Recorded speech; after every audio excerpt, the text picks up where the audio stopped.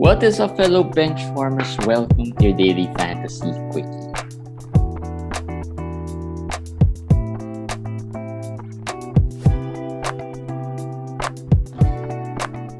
Hey guys, what's up? Welcome to week 24. My name is JJP, and with us is Komish. Komish, we are at the last week of the fantasy season and the regular season, I guess. This is the last week, so if you're still playing by this time, well, congratulations. That means you're in the finals for one. Second, well, that means you survived the crazy couple of weeks, the silly season, as we call it. Komish, how are you? Yes, hi guys. Any leagues left for you to play?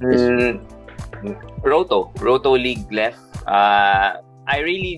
In majority of the leagues, we are commissioners. We didn't really make it to the week. We intentionally did not make it till week 24, and so no, I did not join any league that plays until week 24. But I have a couple, and those are the only two leagues where I got into the finals. Yeah. So you're gonna win the championship this week. Hopefully, let's see. Keeping my fingers crossed that I get a little lucky. Still tough one because I have my opponent in one league. It's an 18-team league, has Embiid still, so I'm hoping they get some rest there. He still has CP3. Hopefully some rest. But just interesting though. So today was the semifinals of our 18-team league. So I won already by today. So I'm pretty confident that I've got my matchup. So I was looking at the other side, and it was a close one. And it was so unfortunate for the other manager because in his team, he had LeBron, who didn't play. He had Jimmy Butler, who didn't play. And then he had another, I think two more players who also didn't play. And then he added a player because he wanted blocks. For some reason, he added Deadmon, who didn't play. So that's a wasted move. And this was interesting because he added Deadmon over a player like Olivier Sarr. Yeah, we haven't mentioned Deadmon at all in any of our write-ups, right? or so listen to us. The interesting thing here is that if he added Olivier Sarr, he would have won. He lost by 4 threes, and they were tied in blocks. And Olivier Sarr had 5 threes, so he could have gotten the threes and won clearly the blocks by 2. So that was a big misstep. And I got Sarr for today, but he first added Deadmon before I got Sarr. So just crazy. Still, final playoffs has been crazy still. And imagine that if you got that one player who's really pretty much unknown. Well, if you've been listening to us or reading our articles, Olivier Sarr, from way before, we were talking about him being a shooting guard in Yahoo and everything, and how he plays. What we told you, he's a 3-point shooting big man. So they should know these guys by this time. And just to mention OKC is really a team that you should target. I already wrote that I think you should have 2 of the OKC Thunder for this week. At least 2 of them. I'm sure Roby and Poku are not available. Theo Maledon probably is not available anymore. But if you have one of those, you'll be in better shape because you can add Lindy Waters. You can add who else? Aaron Wiggins, Olivier Sarr, as we said. So these guys, you have to have at least 1 or 2 of these guys because they're what you call, our friend Joao said, they're blowout proof, they're rest proof, they're tanking proof. So it's the best situation right now. And OKC is actually a weird team, tanking team, right? They are tanking. Everyone knows they're tanking, but they can win. They won today. Yeah, right. So they're a weird situation. They're like every year they're tanking, but if you look at it, they can win games. In fact, if they didn't rest some of their guys, they could have been placed higher, right? If they didn't Yes, rest, yes. right? 2 years ago, Chris Paul led them to the playoffs. Last year, they tanked heavily, like resting SGA, not playing Al Horford, but they could have won, and they tanked them because they didn't let them play because they were winning. And And that this year goes is not because this different. unlike other tanking teams, OKC has the most draft picks among their tanking players. Poku, Maledon, these are draft picks. JRE actually is a draft pick. Aaron Wiggins is a second round pick, if I'm not mistaken. Roby is also one of their. These guys are not G League guys like Portland has right now. Yeah, These are not Detroit guys like Detroit has mostly either over the hill players or players signed from the G League also. So OKC has pretty good players. That's why I like to target them. Players who can play, just young but can play. So make sure you have at least two of them. My opponent in Invitationals the winning move actually is related to just to share what happened in our matchup. The winning move was actually Theo Maledon, his first move of the week. I already saw Theo Maledon. I did not pick Theo Maledon because, as we talked about here, my strategy was big men. So that was rebounds, field goal, turnovers, blocks, and then steals. I miscalculated steals because I didn't see Herb Jones for one. He has Herb Jones. He had a lot of steals, guys. So when in the middle of the week I saw I could not win steals, I had to win something else. And the close stat was points and threes. And at that point, I knew it was really gonna be tough because my players are a bunch of Moses non-scorers, Browns. Yeah, they're non-scorers. not scores. Robies, Moses Browns. And I should have added Theo Maledon.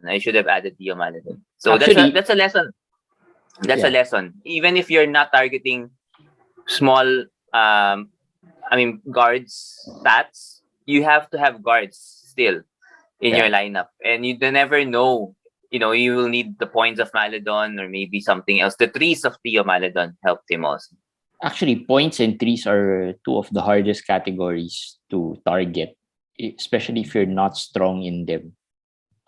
Yeah. I know you'll get lucky if one of your opponent is strong in them, but if you get way behind, it's really hard. I mean, I know there are a lot of options for threes, but scoring the points, unless you have a legit scorer, you've added a legit scorer there. It's really hard to, or you have an anchor like first rounder or a second rounder who's a really scorer. It's going to be hard to win In points at this stage. in fairness, we ended up the difference was 33 points. With the missteps that I did and the great ads that he had. Killian had 28 points the other day. That was big. That was big for him. He had Klay Thompson yesterday, 36 points. So those were the ones that increased his lead. I my best scorer left was Davion Mitchell. So Who did score well today? he didn't score well today. At least I gave it a chance. It was there. As I said, the mistake was thinking too much that I was just concentrating on rebounds and blocks. And actually, when I look at some of the games, some of the days, I could not fill my lineup because I had no guards. I had only two guards in my lineup. So I had to make some changes in the middle of the week. But then I was thinking I should have added Theo Maledon. That I would have won this week if I added Theo Maledon. The So, and the it's what irritating because ifs. I've been talking about Theo Maledon for so long, and I didn't add him here. I could have added him. He was there. I knew he was there, and just a misstep. Yeah. Well, the what ifs of the fantasy season. In fairness, Yeah. though, Komish won one of our leagues, and it was a dynasty league, so he won it back to back. So he won last year, he won this year, and the the big major factor there is Jokic. Jokic has Okay. been the steady force of a lot of fantasy teams. Yeah. Our friend Pat Larocco made a very good visual about MVP candidates between Jokic and Giannis. He compared them, and with comparing basic stats, advanced metrics, plus minus, and all those stuff. Jokic came out number one in a majority of them. So I was saying MVP is Jokic, fantasy MVP is Jokic by a mile. For me, Yeah. it's not even close. This is It's not not even close. this is not even, no, if you compare the peak James Harden with which we've been raving about before, this is way better than that. It's way better. Way better. I mean, the efficiencies are there, the steals and blocks are there. I mean, everything's there. I mean, I think Jokic is top 10 in all of the statistical categories in the league. And when actually, he's number one in steals rate among the MVP candidates, which includes Yeah. Giannis, by the way. Which includes Giannis, includes Tatum, includes Booker, includes Embiid, and he is one of the few who has 100 steals and 100 steals and 50 blocks. He's one of them, together with Rocco, Herb Jones. People don't see that. People see, he can't block, he can't steal, he can't. But he's improved this year. He's improved. So I guess people are getting tired of him. Jokic. We want somebody else. I'll take Jokic any time of the day. Yeah, that's the I love steady Jokic. force there. I'm not sure, if you, I don't think you could have had the chance if it was not for Jokic. I mean, one of the biggest, I'm pretty sure a lot of fantasy managers who are, in the playoffs or in the finals pretty much has Jokic. I mean, in our two leagues, Jokic teams won Yeah. the leagues, right? The one finals wherein I am in now is a Jokic-led team. So, yeah, most likely, there are some players that have made it to the finals or won the leagues because of certain players like DeJounte, Siakam. We were talking to Angelo. Angelo just messaged us a while ago. Siakam was one of player. Garland, because these players were picked relatively low compared to where they ended up. Garland was Ken's player. He played all 5 games. I didn't expect him to play all 5 games. He played all 5 games. That was big also. Are they fighting for anything? Who? Cleveland?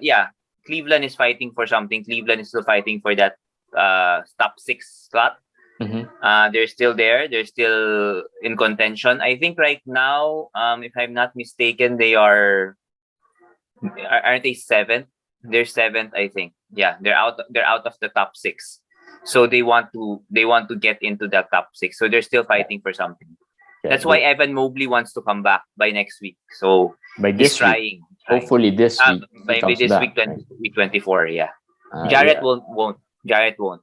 I don't see Jarrett Allen coming back. If people are thinking week 24, will Jarrett Allen come back? No, his finger is still in a splint. They want him to come back, but it doesn't look, like it's gonna be possible for him to come back. So Mobley, yes. Allen, no. Allen might come back in the playoffs. I mean, we don't know.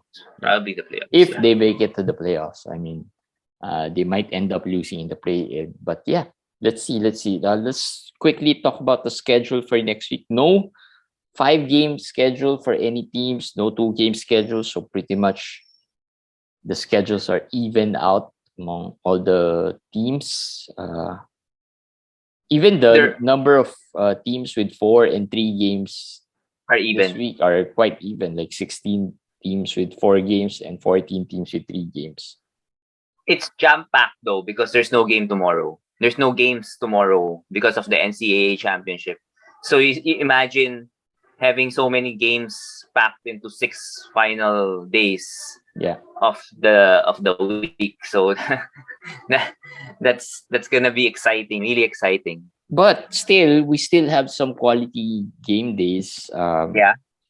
The first day of week 24 is a full roster. So, if you are looking to add players for that day, make sure you add a player who has a back-to-back, meaning, they will have a game the next day because that's the crucial day, right? The Thursday game wherein there are only 6 games. So if you get more players to play there, you've got a little more advantage already. Atlanta, Brooklyn, Chicago, OKC again, Phoenix, Utah, Washington. Those are the teams with the back-to-back in the first 2 days of the week. So they're teams you could target. Actually, a team that I think you could target with a lot of quality games next week is, if I'm not mistaken, Boston. Boston is number one because Boston doesn't have a game on the first day, Yeah. which Jeremy just said has 12 games, but they have a back-to-back on the Wednesday, Thursday, which is 6 games and 7 games. Yeah. And then they take a break, and then they have a game on the 4-game day, 4-game Saturday. So they have a game on all quality days. So Boston is number one in my for me. Yeah. To put myself. If you want to stream, but you still have to stream smartly though. We're not saying that Boston has the best streaming schedule, but you just pick all Boston players now. No, you just still have to be smart with your moves and depending on what you need. But well, we have Daniel Tays, you have Grant Williams, so these are not bad streamers considering Robert Williams is out. And that makes Tays more. I know Tays has been struggling; it's been disappointing. But even Grant Williams has been a little more disappointing, actually. But well, given this kind of a streaming schedule, what if, I don't know, they rest Tatum maybe, especially in the back-to-back. In the back-to-back, they could rest Tatum or Brown. Yeah. So there, that set, you could really see somebody you could use in Boston. Peyton Pritchard for one. So these guys, Boston for me, a good team to target. Yeah. So the first day there's 12 games, and then Thursday, Friday, there will only be 6 and 7 games respectively, and then Saturday it's pretty much a full slate with 9 games on the card. So your rosters are probably most likely full. That's Friday. There. Friday. Yeah, Friday in Manila, right? Yeah. Is it Friday in Manila or Saturday in Manila? No. Sorry, Saturday in Manila. Yes, Saturday in Manila, and then Sunday in Manila. It's just a 4-game slate, so that's going to be interesting. To be honest, by this time, some of these players, you can, finish all your move for your Sunday games as long as you don't drop your key guys who has a game on Monday. Well, I think everyone has a game on Monday, by the way. Yes, everyone. 15 games on the last day. So I think that Sunday game is the crucial one because, you might want to just save your move for all that Sunday game. Since whoever you add will have a back-to-back there, pretty much. I mean, for that game. Yes.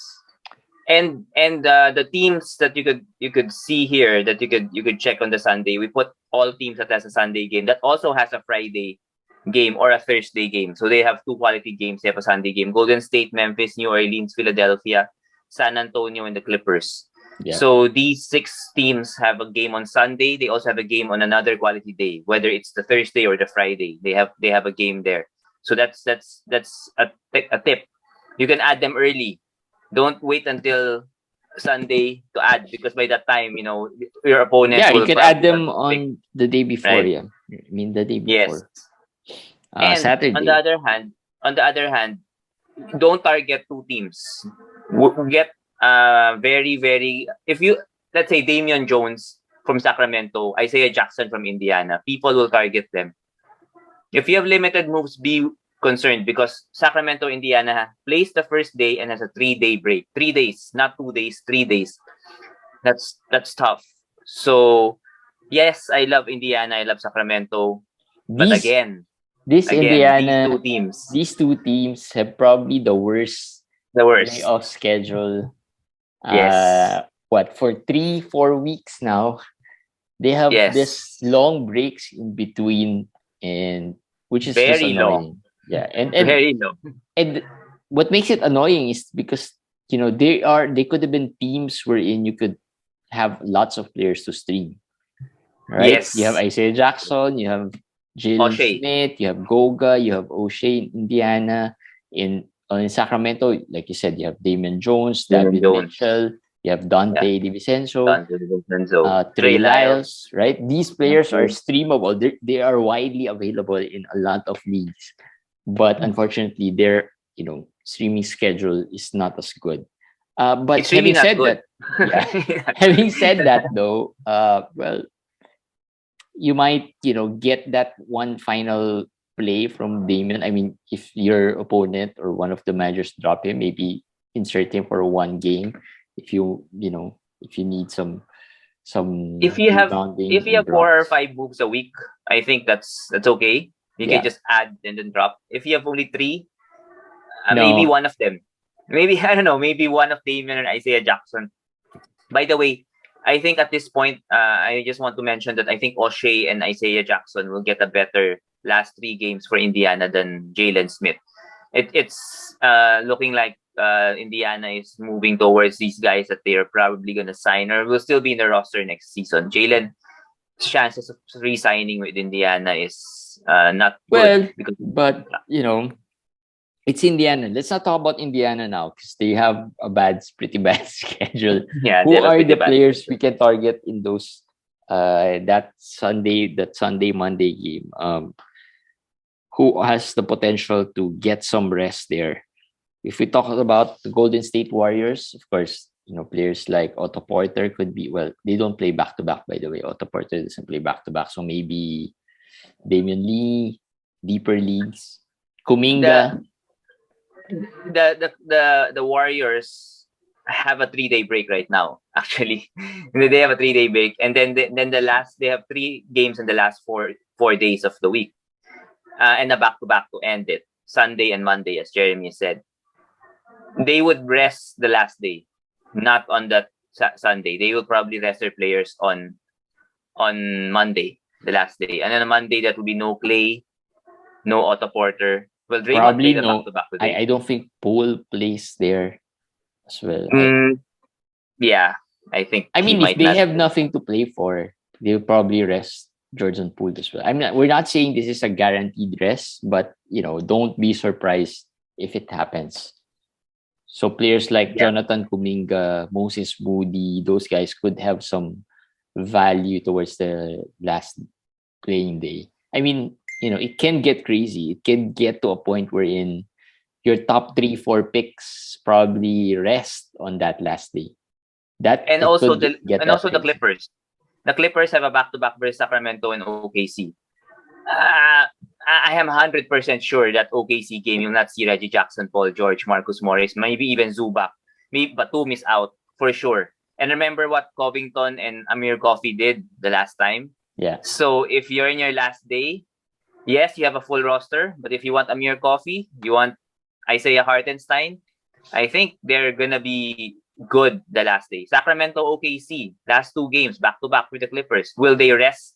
Just rest their stars out? That's possible. It's very possible, right? Yeah. So New there. Orleans, San Antonio, these two teams have something to play for somehow, but it still depends on what happens early this week. On what the how Spurs, the Spurs have something not to play for. They don't want to play. Can we just lose? Can we just they forfeit? still won. Well, they were against Portland. They still won today, Yeah, well, and the Lakers like still lost. So it looks like yes, they are bound to get in the play-in. New San Orleans Antonio have does. New Orleans have nothing to play for at this point. And they can't Memphis reach has nothing to Clippers. play for as Memphis well. has nothing to play for. So New Orleans and Memphis, I would see Valanciunas, maybe Ingram, CJ. These guys will rest. Memphis, we already saw what happened. They'll rest their whole starting 5. So Yeah. you already know who the guys to target there. I think. Yeah, just in case you don't, New Orleans, Jose Alvarado. Who else are there? Jackson Hayes could play. Yeah. We don't know the extent of the rest because Jackson Hayes is another key part of their roster. They might decide to just rest him altogether and let the other guys who haven't played most of the season play. For Memphis, Zaire Williams could be a player that they can use. Who else there? Melton could rest as well. Dylan Brooks. I'm not sure if these guys could play, but Melton I could be the guy that might not be rested. safe one is probably Melton and Kyle Anderson. We talked about that. Yeah. I think they could rest Brandon Clark in one of those games. Yeah. So I really have. It's hard to add him. Maybe you go for Zaire, as you said, Zaire Williams, Xavier Tillman. If you're in a 20-team league, like I don't know, JJT, I think it's in an 18 or 20-team league. 18 team. If all of those are out, maybe John Conchar, we're at those levels. Actually, Indiana also has a back-to-back in the last 2 days because they get a 3-day break, right? So they have their last 2 days Well, that's as going to be back-to-back. tricky though. That's another Yes. tricky part because they haven't really rested players like Halliburton and Hield. I'm not sure if they're gonna do that in the They last will, day. I Most think. likely they will. And who are the players to add there? I couldn't even think of some guards there that they can play. Kiefer Sykes for one. Is Dwayne I think Washington. Yeah, but I like Kiefer more there. Indiana and Sacramento, both of these teams have back-to-backs in the last 2 days, which is expected given they have a 3-day break in the middle. So of Yeah. course, their last 2 days will be back-to-back. So if you here's the thing, your opponent will probably drop Jalen Smith, O'Shea, Damian after the first day. So Yeah. just wait and add those guys for this last 2 days. That's the It's trick. actually a win-win if you see your opponent having Indiana players, Sacramento players there, because They'll if drop they them. don't drop them, they won't Well, get the games, right? So that means you have some advantage when it comes to the games. If they do early on, they do drop them, then that means you have the chance to get them yes. at the right Yes. time, right? So I think it's just the right time because it's a 3-day break. So yeah, drop them it's just the right time.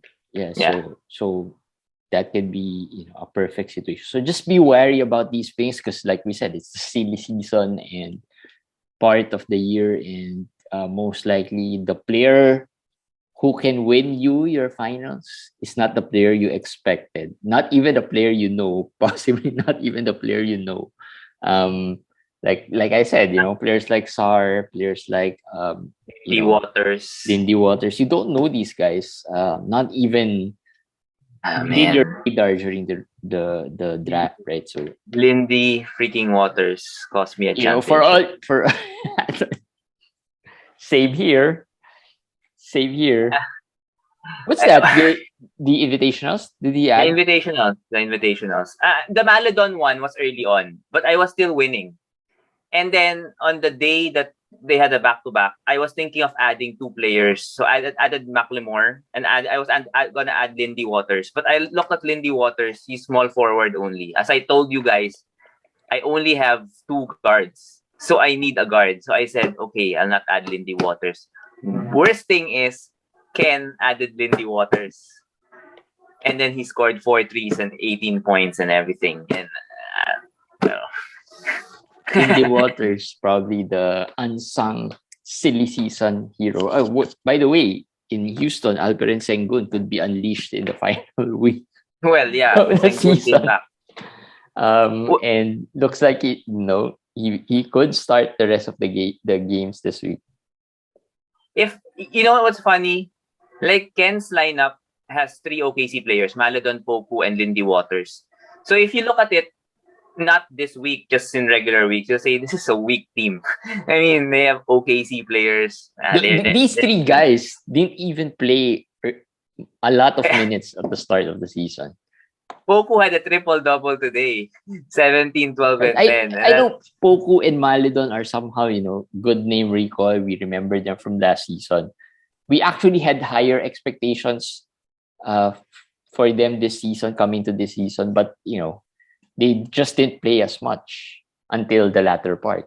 I mean, not even the latter part, like a month and a half. Yeah. Yeah. Poku was really struggling. He was getting minutes but was not doing anything. And then, you're right. I don't think of it a month and a half. Maybe the last month, especially when SGA and Giddy was out for the season. That's when he was unleashed. Then it's... I don't know. Losing to OKC is really something. It's really funny, but it's an experience. The exciting part, though, of this silly season portions that anything can happen if you are up to date and you just listen to the pod or read the articles we post. You'll get a good heads up on who to monitor. Right? Like players like Sar, Isaiah Livers, those guys you don't know, right? So most likely, if you're not following anything, if you're, a casual NBA fan, you probably would say, who are these guys? These guys might not be even playing the next game, but no, they are playing every game. And it changes because I'm sure all of you know Don, all of you know Brandon Williams, Yeah. Eubanks. You say, I know them because you told us. But by this time now that you know them, they're yesterday's news. Now Yeah. it's Livers, as you said, There are Sar, new and then names that comes out. Keon Johnson, Greg Brown. We talked about Greg Brown the other day, Reggie Yeah. Perry. So there are new names coming up. And next week, there will be other names that will come up. The Josh Christophers, Alperen Sengun, those are going to be owned already. You have to find the new guys that will be coming up. And we will talk to you about those guys. We will try to inform you early. Yeah. But early, that's a good thing. You'll get the chance to pick these guys up and win your league. So even if you have, like this week, my opponent has Embiid, my opponent has Chris Paul. I had Steph Curry. My best player is probably Garland, and Jaylen Brown. But I just feel like if I just add the right people, stream the right guys, I might be able to pull this off. And of course, players like Chris Paul could rest some of these games, instead of getting, 3 games. They might just get 1 or 2 games, right, from these guys. So there is a chance, if you feel like your lineup is not as strong as your opponents, there is a chance for you to win the league. So all you have to do is stay tuned, listen to us, or read our articles, and we'll help you go through it. All right. Well, that's it. I mean, we're on the last week. Let's enjoy this week.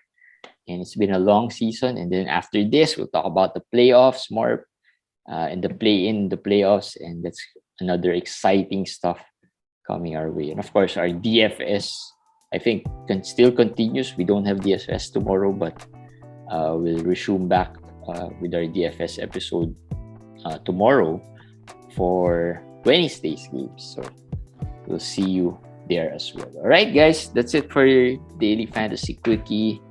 Congratulations if you've won this week, and good luck to those who are still battling. Bye, guys.